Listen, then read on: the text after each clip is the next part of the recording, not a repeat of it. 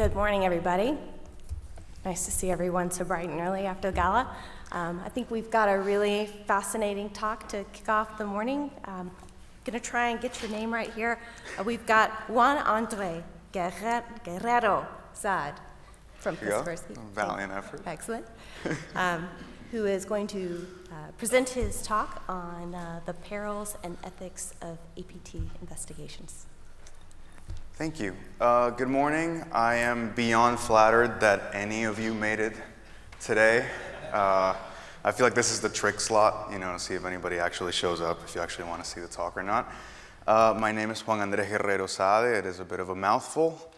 And I work with Kaspersky's Global Research and Analysis team, the GREAT team, which allows me to do this, allows me to come and have a very high overview talk that might not be fitting of other parts of the industry and might not be fitting of the private sector. And in that case, I not only appreciate VB letting me do this as my first VB, but also Kaspersky allowing me to take a little time to have this kind of a discussion. So let's dive right in. Show of hands, did anybody get a chance to glance at the paper? You can be honest. I see 1, 2 people. You work with me, so it doesn't really count. All right, that's fine. Why am I asking? It's because there's a lot of material that I don't even dream of being able to cover. So if any of you are interested, please take a look at it. And the reason I'm mentioning it is because as a bit of a cop-out, if you ask me certain questions or if you feel like I haven't covered some things too extensively, there is a very extensive but not exhaustive paper in your packets. So if you get a chance, please take a look at it. It is a complex topic. It involves some perceptions of an industry that's fairly new and recent and that we all seem to have different thoughts on. So I'm sure that we're going to disagree on certain things. Please feel free to email me. Please feel free to approach me. I'd love to keep this conversation going. So as I say, I will refer you to the paper at certain times. I may refer you to a second paper that we've written more specifically on ethics and perils and things that are that security researchers are facing in this space that aren't the nicest. They're actually quite ugly. But I am genuinely interested in having a discussion about this. So please feel free to approach me on it. So as I said, there's way too much information here. There's way more than I'd like to cover. I'm not being disingenuous with the title. I will go through some of the ethical problems that arise, and I will go through some of the perils that I think security researchers are facing, but I don't want to cover this. I don't want to go too deeply into it because I think that there's a larger issue that we should be able to address and that we should discuss, which is the structure of the industry for a very specific reason. So why would I want to cover it this way? I want to cover it this way because I think the devil is in the structure. I think that the way that the threat intelligence industry is set up and the way that we're doing cyber threat intel is designed in such a way where it is bound to cause trouble. It is bound to cause friction with the players that we're investigating, with the people that we're basically with the people whose tracks we're trying to follow, and the way that we have designed this industry so far is exactly what's getting us into this kind of a messed up situation. So why are we in this position? If I'm being a little too vague about the position, I mean, why are we in the position to have problems with governments, to have problems with law enforcement agencies, to have problems with intelligence agencies, especially intelligence agencies? I think that this comes down to 2 things. The first one is that we have failed to really understand the phenomenon that we're investigating. We are talking about cyber espionage all the time, and it's cyber espionage this and APT that, targeted attack that, and so on. The parallel for me is trying to understand Cold War espionage on the basis of camera placement or microphone inventions. Yes, it's a part of the phenomena that you're investigating. It's a part of the type of operation that you're trying to understand, but it is a utilitarian fragment of the operation that you're trying to understand. So focusing on malware too specifically means that you're actually missing out on a great deal of the context and some very relevant and important parts. APT research isn't just malware research. And that's where we're getting into some problems and not acknowledging that we kind of had to expand the scope and move the lens just a little bit farther away to get a little bit more of the context.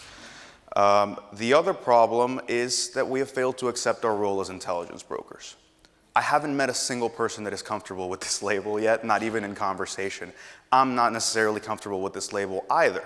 But if we're going to say that what we're selling is threat intelligence, if what we're selling is intelligence, then in some way we've accepted our role, or we should accept our role as intelligence brokers. And why does this matter? I think that it matters because intelligence brokerage is something that is an industry that has accepted that it has certain responsibilities, that it has certain operational requirements, that its operational security should function in ways that is, I think, above and beyond what we're willing to accept in our industry. And that's where a lot of the opportunity for problems arises. So I think that this is, I like to call it, the unexpected transition or the unwitting transition, because while our marketing has gone that route, while our own descriptions of our companies have gone that route, we have not accepted that for ourselves or for the employees involved, for the researchers involved, and so on. So I think this is where a lot of the perception issue, where a lot of the problems come in. So not to get you here in false pretenses, let's discuss a little bit of perils and ethical complications that arise. I think that we can do this on several levels.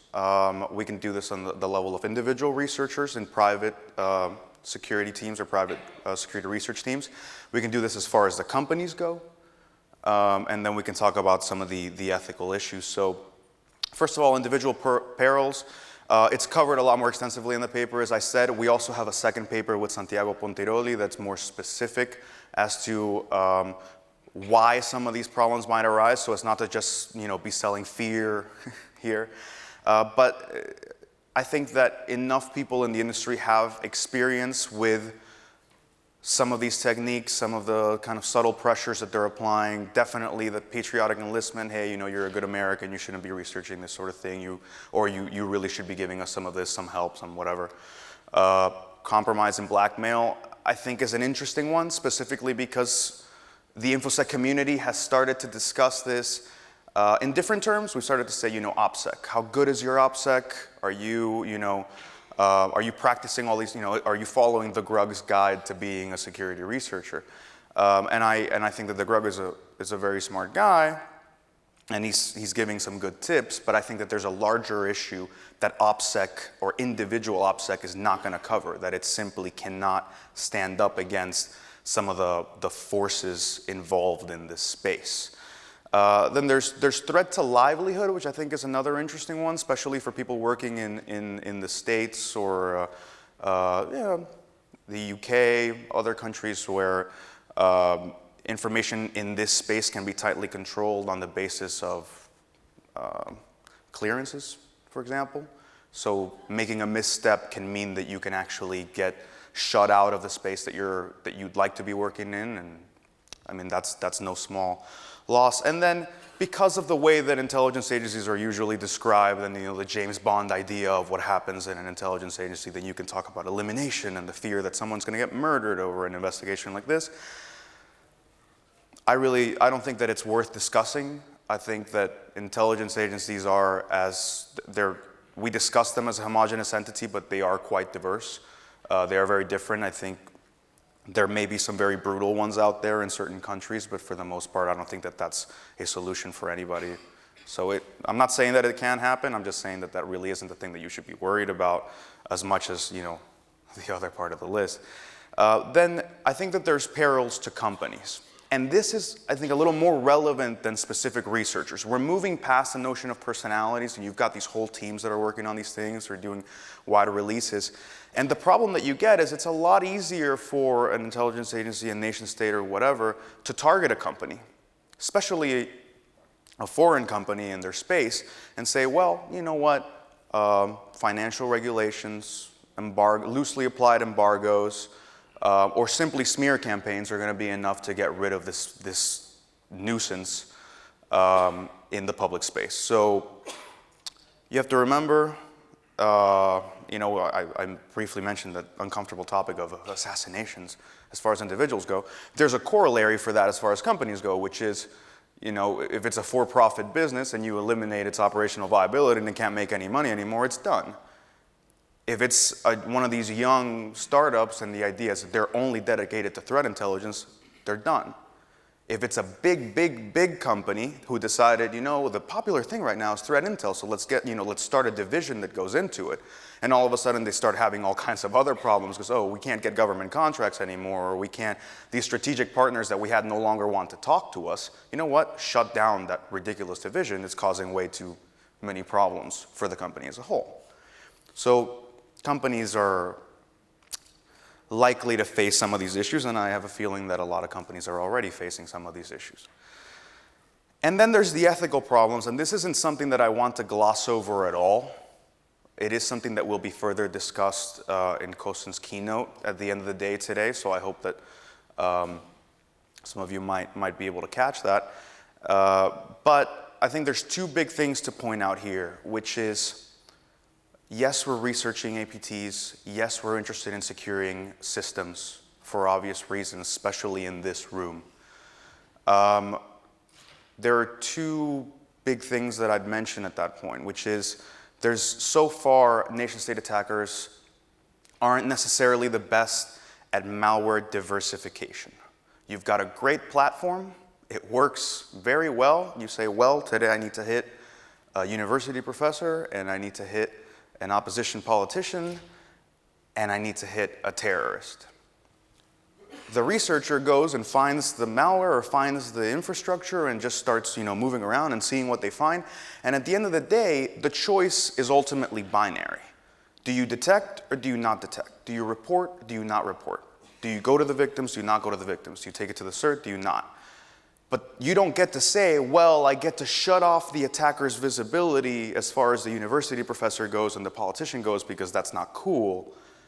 But you can keep, having visibility into the terrorists because we all agree that terrorists should, be watched by intelligence agencies. So you don't really have that, that ability to say yes here and no there because the malware isn't diversified that way. You don't say, Regen only hits terrorists, and then the equation only hits whatever, or Turla only hits university people. It doesn't work that way so far. So attackers are kind of hamstringing researchers into having a binary choice. The other thing is we have an inability to discern intention behind tasking. And this is important because if anybody understands duplicity, it's intelligence agencies, and I would argue that these nation-state institutions that are behind these things, if anything, were designed in order to root out duplicity. It's easy to,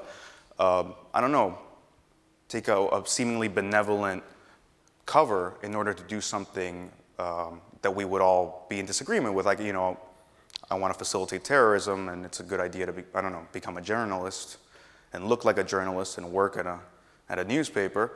But that doesn't mean that I'm not doing things that should be investigated or might cause problems. So this is some of the work that's going on there. We tend to judge the tasking very simplistically because we have no access to anything further. But to then say that there is no reason for them to do this or that it's simply unacceptable on face value, we don't actually know enough to be able to say that every single time. So there are some ethical problems that you inevitably run into in APT research, in any of this kind of more targeted research. And there is no simple solution. I think we've come up with kind of a blanket philosophy in order to deal with this thing, which is say, well, we work to maintain system integrity, and all malware is malware, and we detect, and that's definitely something that we say in the company, it's malware, we detect it, period. And you get to gloss over that, but that doesn't mean that the ethical issue isn't there. So it is something to think about. Moving beyond that, I said, the problems in the structure. There's a lot of different things that I think account for that, but one of them is an issue of operational methodology. So, we said we're going to step into the threat intelligence space. We're going to we're going to produce intelligence. So you need to have an intelligence production cycle. Intelligence agencies have an intelligence production cycle. There's a way that this thing kind of moves along. So as a heuristic, and this isn't something that you're necessarily going to find in intelligence publications, but I say that we could kind of subdivide this into these stages, which is, say, you have a request coming in, you have somebody who says, you know what, intelligence agency X, we have this problem, we need this thing.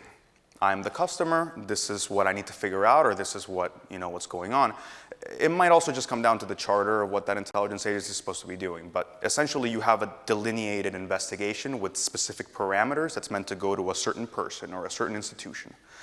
So then you go about, the intelligence agency goes about gathering information from closed sources and open sources and people that they have on the ground and so on, and you coalesce all this data, and then you take it to a bunch of analysts who are as diverse as, the clouds in the sky, and they do, there's guys who specialize in political stuff, and financial stuff, and so on, and they coalesce this into an analysis, and then you have a period of strategizing, and you say, well, this is meant to be actionable intelligence.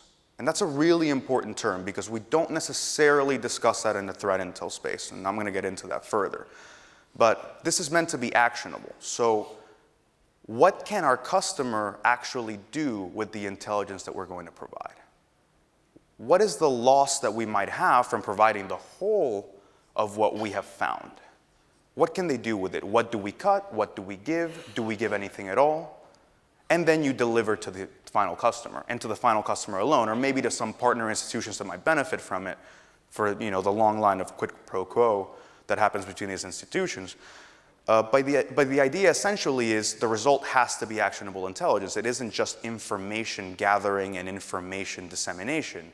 Intelligence is meant to help political players make better decisions in an information asymmetrical space, which is to say, not everybody has the same info. Somebody has to make a decision, and we can kind of give you a hint in the right direction.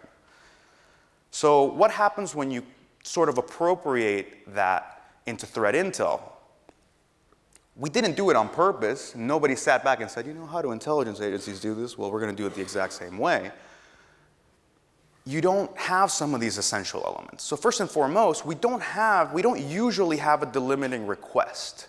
You might have an incident response request where somebody says, hey, we found something fishy, can you guys check this out?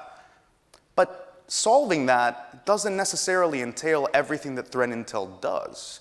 If some IOCs and a little help remediating the issue and maybe a little intel where it came from, that would be enough. You don't necessarily need to go through the full cycle of producing the reports that are being produced and so on and so on. So right there, you don't have a specific customer for the intelligence that you're producing, and you don't have a specific scope of inquiry. So that's where you already start to get into trouble. The gathering stage in itself is where a lot of researchers might kind of sidestep into things that they're uncomfortable with, because if you think about it, just kind of seeing some of the victims or getting into some of the C2 infrastructure, it's already kind of setting foot into an intelligence operation where you might not have wanted to, and not necessarily you don't necessarily know that at the beginning. You find an interesting sample and you don't know that it's related to a larger, more nefarious thing. Then the analysis stage is another one where we have big issues. Yes, this has all started from IT roots, and it is still in the IT industry, but the notion that our analysts are still only or largely technically educated people is starting to get us into problems. I think everyone has seen or at some point has personally complained about the oversimplicity of our analyses. You can't discuss a country as if it's one single homogeneous entity with specific motivations. Oh, Iran functions in this way. North Korea makes this decision. Maybe. But you can't take an entire entity with several institutions, several people making decisions and many different environmental factors, and then just cast one uninformed view on it. And then we base analyses on this. We say, well, North Korea acts this way, they're aggressive, and they do these things, so clearly this sabotage attack was them. I'm not saying it's wrong, but we didn't get there in a very solid footing, and it's going to get us into trouble as these institutions get a little sneakier. And finally, and this is kind of the biggest problem in the space, is our delivery method. Because we don't have a specific customer all the time in mind for the intelligence that we produce, we're more than willing to put it into wide release distribution, which for an intelligence agency is essentially shaming them in front of the world. We found who you were after, we know how you did it, we may know why you did it, and you know what? Now the whole world knows. Problem. So this is where, I said that we kind of misappropriated this cycle. And I don't know if anybody's here from Threat Connect, and please don't point yourself out, because I'm not trying to be harsh on them in particular, but this is a recent report, and I think it's a good example of some of these issues. So we might be able to discuss it here where we're still amongst friends, and this isn't a matter of shaming any particular company. But I imagine many of you are familiar with the Camera-Shy report, on Zhejiang and this Kunming unit.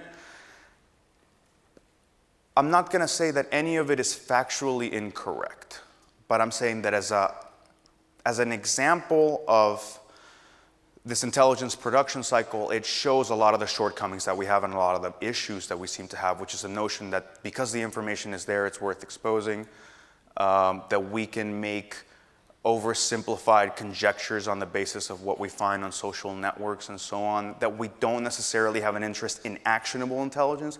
If somebody can go through that report and tell me what the actionable purpose of the information that's in there is, I'll buy you a beer on the way out. I'm not saying it's not worth it. I'm not saying it's not of public interest. I'm just saying that there isn't a clear actionable point to the information that's being put out there, or showing his kid, or showing where he goes on vacation, or knowing what his bike route is. What would have been interesting is to say, well, you know what, this guy's an APT operator, and he's got a master's in political science, and he focuses in Vietnam. So how does that apply to the tasking, and how does that apply to the spear phishing, and how to, where can we see this person's expertise as an APT operator reflected in the APT operation? That's good. That's fine. But that's not necessarily the route. And I think that, taking a look at it, perhaps with this notion and this heuristic of what intelligence production might be like, can start to kind of showcase where we might be faltering as an industry, not Threat Connect in particular, but as a whole. It's happening all over the place. So this is a way wider discussion. There's a lot more in the paper. I want to be able, what little time I have left, just to point out that I think the biggest issue that we have is glossing over that strategy bit. And the reason that we do is, I think, as an industry, we are delegating that to PR and marketing and sales, and people that have quantifiable metrics in order to make their decisions. And that's where we get into trouble, because sometimes the best decision you can make isn't necessarily a good short-term business decision. You might say, you know what, it's better that we don't sell this report to so-and-so, or that we skip out on this opportunity to present it. And yeah, we would have gotten some good PR value in the short run, but we're going to get into trouble in all these different ways. So at that point, the question, and I think I already touched up on it enough with the Camera-Shy report, is, what is actionable? What is actionable to, for whom? For our specific customers, for the people that we have in mind, where is the information relevant, and then to be willing to practice agential regency, which is a concept that people are very uncomfortable with so far, but to be willing to say, as a company, yeah, this is an unpopular choice, but if we provide this to this institution that's under the control of the attacker himself, what can they do? And I mean that not in the cyberspace, but as a country.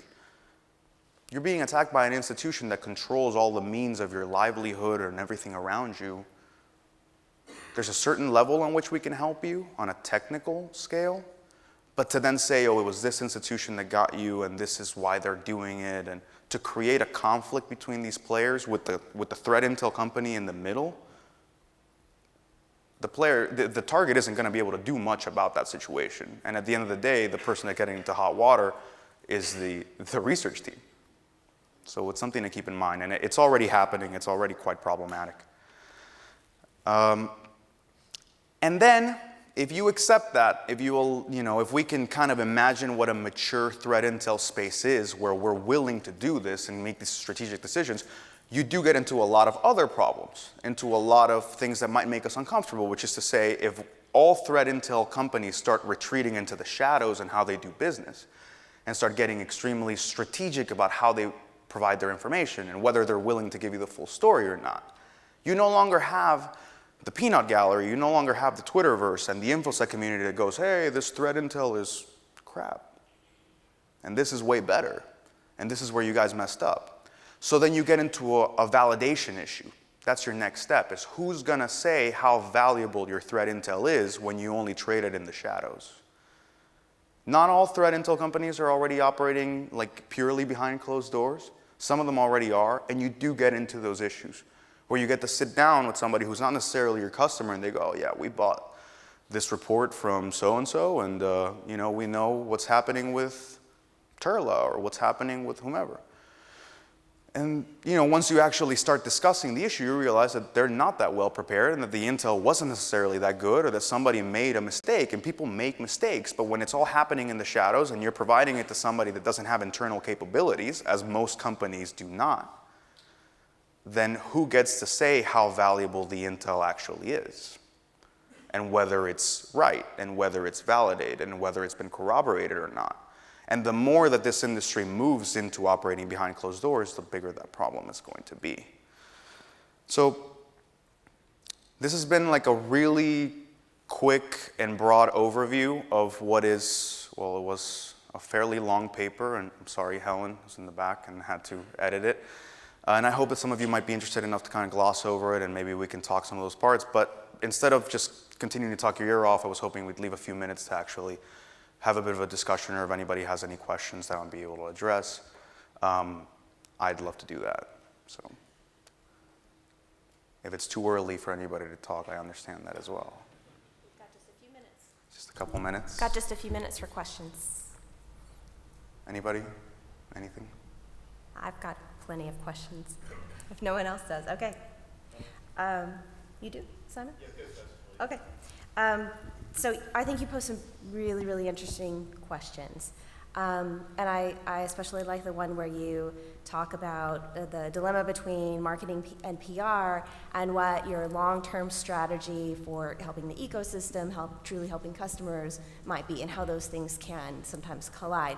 Is there some kind of recommendation that you have? Do you have sort of a powwow with a diverse team of experts, maybe even pull people from external groups to discuss, you've received this intel and what's the right thing to do?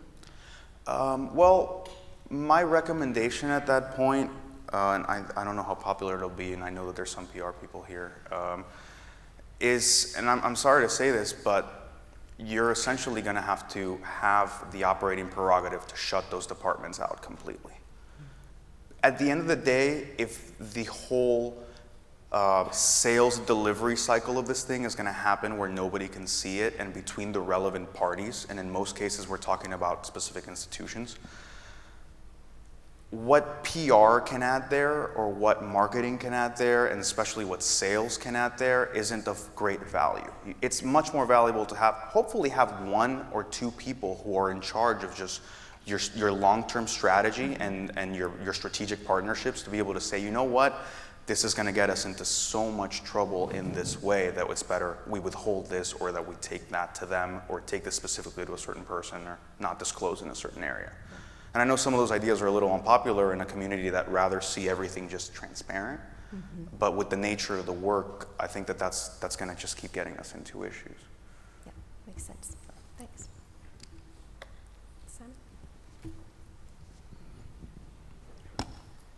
Simon? Thanks, great presentation, definitely really interesting and also compatible with mine in a second, so thank you for that. Softening the ground. Yeah, thank you. Yeah. The question that you leave us with, who will validate threat intelligence, do you think that in the cyber world we do a worse job of that than those who already operate in the non-cyber world? So that's a good question. I didn't do a side-by-side comparison in any way. I kind of just suggested three different models that I foresee. Were we to get into the situation, I think that there would be kind of a third party that would have to arise in one of several configurations that might be able to take care of the validation issue. But if you're comparing to what happens, or do you mean specifically like in the intelligence space? Or? I'm talking about, you're saying if we work in the shadows, then there's no one to double check our work. If you look at, I don't know, MI whatever in the UK, probably there's not much oversight there. So maybe we shouldn't beat ourselves up too much if we're doing no worse a job at least than they are. Possibly, but I think that we're also playing with a different kind of ammo. So the issue that you get into is that actionable and the effect of actionable should have some metrics. Like, we should be able to have some measurable effect, despite how hopeless people seem to get in this industry, especially when it comes to APT. We should be able to have some measurable effect. Whereas, you know, in other versions or in the intelligence space purely, yeah, it happens in the shadows. People might die or not. People might, and that's a different hard metric. In our case, the validation cycle is going to have to work very differently. So I think that's all the time we've got. Again, thank you very much, Juan. Thank you. Very interesting Thank you for your presentation. patience. Thank you for waking up. I appreciate it.